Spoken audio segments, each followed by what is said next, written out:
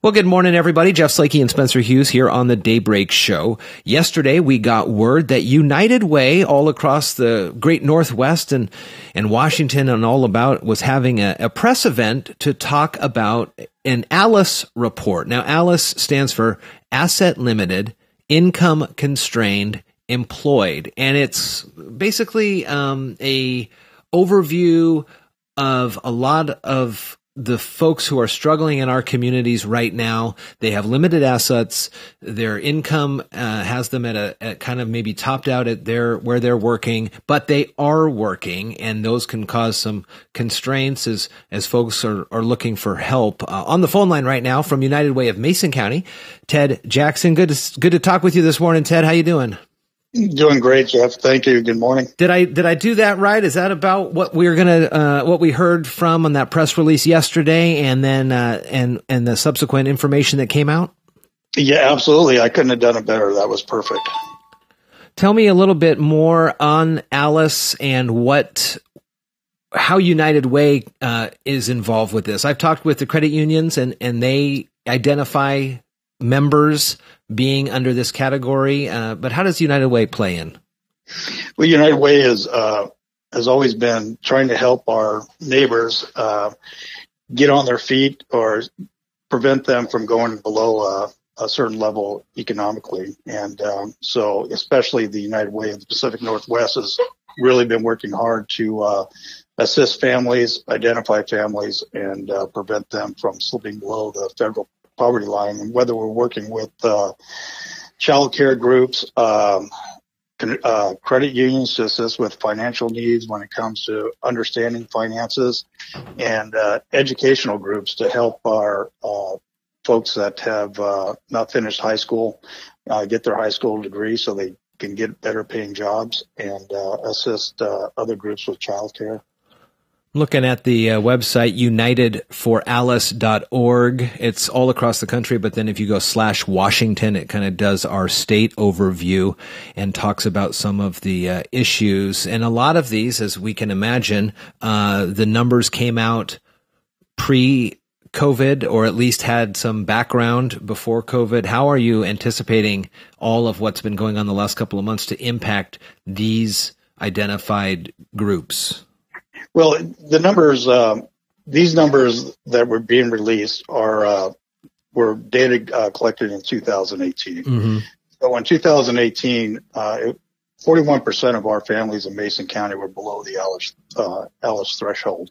So that relates to about 23,500 families that are below the ALICE threshold in Mason County.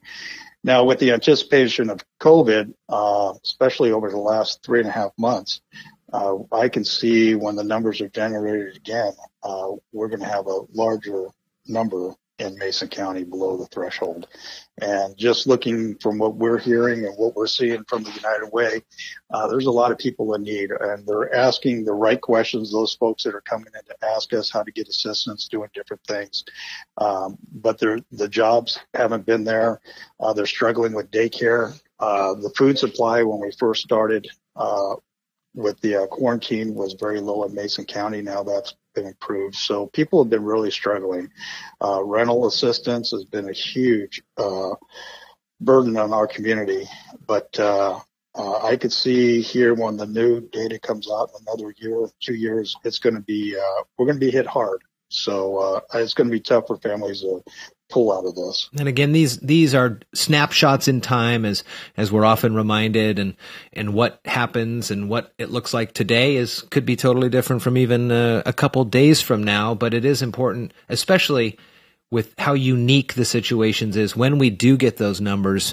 A lot of folks above my pay grade are really going to be able to crunch those and maybe put a good, better picture on this. When it comes to the folks in the ALICE category, it's a real kind of no man's land, if you will. They don't have enough income to be able to be saving on a biweekly basis with their paychecks necessarily, but then they don't make enough to qualify for services. Have you had a chance to talk with anybody either in the legislature, in state government, or even federal government on how we can help these folks a little better, not fall through those cracks?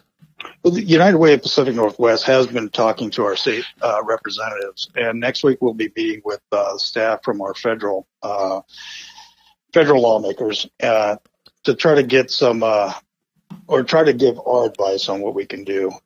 People need to understand that transportation costs, childcare, food, everything is on the rise, and wages just haven't increased. Now with this COVID, wages for a lot of people have stopped. So we are reaching out to try to figure out what we can do to help assist our folks to get back on their feet and get above that threshold.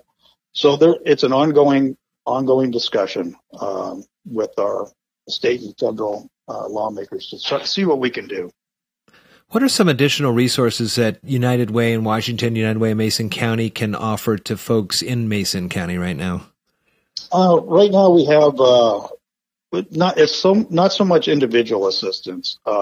We started the Mason County United Way with the partnership of the Community Foundation, started a COVID relief fund back in March, and we've been identifying nonprofits that are providing direct assistance to Mason County residents, whether it's regard to utility assistance, rental assistance, food assistance. And so we've asked people that have come into United Way to contact these folks, nonprofits, and they've been able to assist them. And throughout, each United Way has their own little niches that they do. Some are very big into education. Been working with our schools to see how we can help our schools, especially our districts. Concerned about the summer feeding meal program to make sure our kids that are no longer in school are being fed.